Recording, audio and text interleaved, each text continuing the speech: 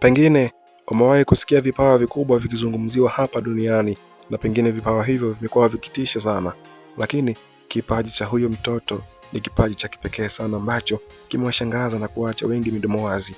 Uwezo wake mkubwa wa akili pamoja na kipaji chake. Mimi ni Amos Lubundazi. Tufuatilie kipaji hiki ndani Lubundazi Insight. Tazama dunia kivingine. Karibu sana. Kwa majina naitwa Jensia, kwa nataka kanisa ya Kalemera na nakaribisha katika kanisa ya Kalemera. Kwa mahubiri ya leo tulijifunza kuhusu kipenzi cha baba. Huyo kipenzi cha baba alikuwa Yusufu na baba yake alikuwa anaitwa Yakobo. Alikuwa na ndugu zake wengine na kwa jumla walikuwa watoto 12, lakini Yusufu alikuwa mtiifu na alikuwa anafanya kazi anayoambiwa na baba yake, lakini wengine walikuwa wakiambiwa wafanye kazi yoyote na baba yao hawakuwa wanasikia. Kwa hiyo baba yao alimletea Yusufu mkoti yenye rangi tofauti tofauti na za kupendeza. Kaka zake walimwonea wivu kwa sababu alikuwa anapenda sana na baba, na pia alichomfanya wamwonee wivu, aliota ndoto ya nyota 11, jua na mwezi zikimwabudu, na pia aliota mpunga 5 zikimzunguka na moja yake ilikuwa katikati wakimuinamia.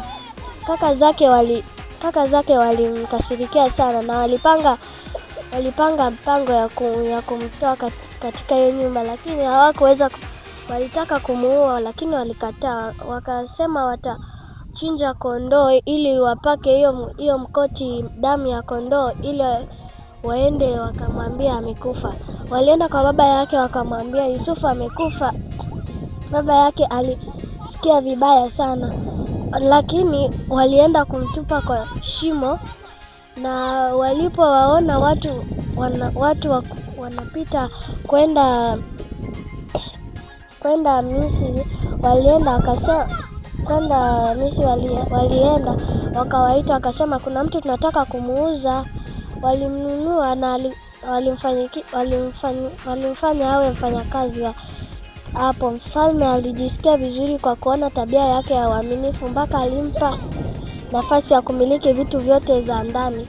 Kwa hiyo mfalme alienda safari ndefu na alimwachia hapo akae humo ndani kwa mfalme. Lakini kulikuwa na mke wa mfalme aliyempenda, lakini Yusufu alikataa. Alisema mimi ni mfanyakazi tu, sijakuja kufanya mambo zingine. Lakini Yusufu alipotaka kwenda, huyo mwanamke wa mfalme alimvutia nguo na Yusufu alienda. Mtu wa mfalme alipomwona alimwambia mfalme kwamba Yusufu aliingia chumbani kwa mke wake na akalala naye. Sasa Yusufu alisema sio mimi, lakini alifungwa gerezani. Siku moja mfalme aliota ng'ombe 7 zilizonenepa na ng'ombe 7 zilizokonda. Alisema alafu wale waliokonda walikula ng'ombe zilizonenepa. Aliamka na kushtuka, hiki ni nini nimeota? Mara ya pili akarudi kulala, akaota mpunga 7 zimekauka na mpunga 7 zimeiva. Sasa akasema hizo zingine zilikulwa na hizo kenye hazikuwa zimeiva. Alishtuka haraka tena akaamka. Asubuhi hiyo aliwaleta wachawi na waganga wote ili waweze kumfafanulia ndoto yake, lakini walishinda. Mwisho akawafukuza. Kisha mlinzi wake mmoja alimwambia kuna kijana mdogo anaitwa Yusufu, alitutabiria ndoto zetu. Mfalme akasema mlete ili aweze kufafanua ndoto yangu. Aliitwa na aliweza kufafanua ndoto yake. Aliwekwa akakuwa mkuu wa chakula. Hiyo siku alimfafanulia kwamba hiyo ng'ombe 7 zilizokona na zilizonenepa, alisema kwamba hizo 7 zilizonenepa ni siku 70 za chakula, na hizo zilizokonda ni siku 7 za miaka 7 ya njaa. Sasa mfalme alisema, nitakupa usimamie kuwapa watu chakula ili waje wanunue. Alienda, watu walikuja mpaka kaka zake walimwambia baba yao kwamba nasikia kule kwa mfalme kuna chakula wanauza, twende tukachukua, maana msimu huu ujao ni wa njaa. Kaka zao walienda na Yusufu aliwagundua.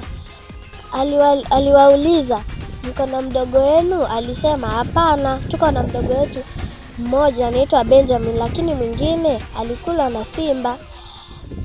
Yusufu alihuzunika sana mpaka akaenda ndani kwanza, akaenda kulia, akarudi akawauliza, yuko wapi huyo mwingine? Yuko nyumbani, kesho mkuje naye. Akasema, hapana, hatuwezi kuja naye, baba amesema hawezi vumilia huyo akipotea. Wa kwanza ashapotea, hawezi vumilia mwingine akipotea. Yusufu alisema nyinyi mlete. Alafu akawaambia aliwaambia walinzi wake, endeni warudishie pesa zao, mwafungie kwenye mifuko zao. Wakaenda nyumbani wakakuta mifuko zao ziko na pesa zao. Baba yao akasema, hii mwende mwarudishie, alafu mchukue pesa zingine mwende mwape. Sasa walienda na Benjamin. Baba yao alikuwa na huzuni sana, alikuwa anahuzunika sana, alikuwa ana hofu kama mtoto wake Benjamin wa mwisho kama ataweza kupotea kama Yusufu. Walipofungiwa mifuko, aliwaambia wamwekee kikombe chake humo ndani na warudi kwa mfuko wa Benjamin na warudishie tena pesa zao. Walienda, walipofika wakaona jeshi la Israeli, jeshi kwa mfalme wanakuja wakiwakimbiza wakisema, mmeiba kikombe cha mfalme. Walisema, sisi hatujaiba. Wakaambia, mfungueni mifuko zenu. Walipofungua, ilipofika Benjamin, walifungua wakakuta kikombe ya mfalme. Wakasema, nyinyi ni wezi. Walirudi kwa mfalme, waliwaambia mnafaa kurudi kwa mfalme, lakini walikataa. Walisema, huyo ni mdogo, baba hawezi kumwacha aende, niachie mimi mkubwa niende. Waligomana mpaka akasema waende wote. Walipoenda wote, Yusufu akawaambia, mimi ni mdogo wenu mliyenitupa. Akasema, kwa nini wewe si tulikutupa shimoni na ukauzwa? Kwa nini umekuwa na cheo kubwa hivi? Kwa nini uko na cheo kubwa hivi? Yusufu aliwaambia umwaminifu ni muhimu sana, na ibada yake imeishia hapo. Ibada inatufundisha kuwa waaminifu na kuwa watiifu kwa wazazi wetu, na pia inatufundisha tusikuwe na wivu kwa wenzetu. Kama mnavyosikia kwa bii yetu ya leo, nawakaribisha katika kanisa ya Kalemera. Tunajifunza hivyo kila siku, mweze kuja ili tujifunze zaidi.